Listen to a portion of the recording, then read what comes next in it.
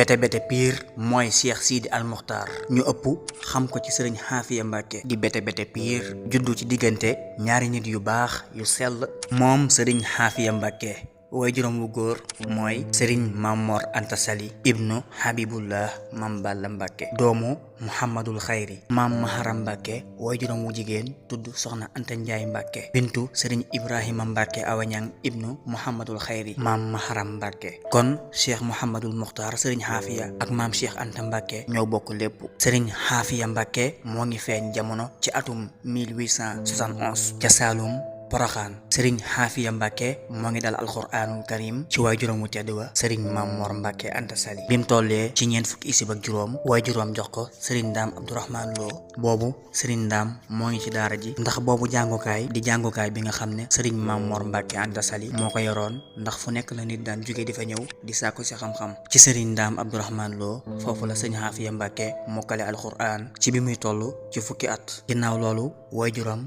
jox ko sëriñ Mamor Jaara di magam mu jàngal ko tajwid ngoon gu jot sëriñ Mamor Jaara déglu ko mu tajwid ba mu mat téeméeri fan waaye juróom wu góor moo ko jàngal xam-xam tegtaloo ko ci mbindum magam Cheikh Ahmadou Bamba moo njëkk a jàng téere sëriñ Touba yim def ci njàngaleem xam-xam lu ci mel ne Mawaahibul Xudus jaar na itam ci sëriñ Mbàkke Buso waaye ci atum 1882 la jébbal boppam sëriñ Touba moom ak magam ja maam Cheikh Anta ci seen ndigalu waajur wu jigéen bi nga xamee ne waajuram wu góor wàcc na liggéey sëriñ Xaafiya Mbàkke ci wetu magam sëriñam Cheikh Ahmadou Bamba la des bi sëriñ Touba di dem ci géej gi daf koo jox ndigal mu dem Daru Salaam ci wetu waajuram wu jigéen ak magam maam Cheikh Anta moom Cheikh Sidi Al Mokhtar ñu gën koo xam ci sëriñ Xaafiya Mbàkke nim dëddoo woon àdduna te jublu suñu boroom loolu tax na sëriñ Touba bëggoon waxtu wu nekk muy nekk ci wetam nekkoon àndandoom bu mu wóolu ci atum 1902 bi ñu yóbbu sëriñ bi Murtani moom sëriñ Xaafiya moo jiite woon taalibe yi waroon a ànd ak moom sëriñ Xaafiya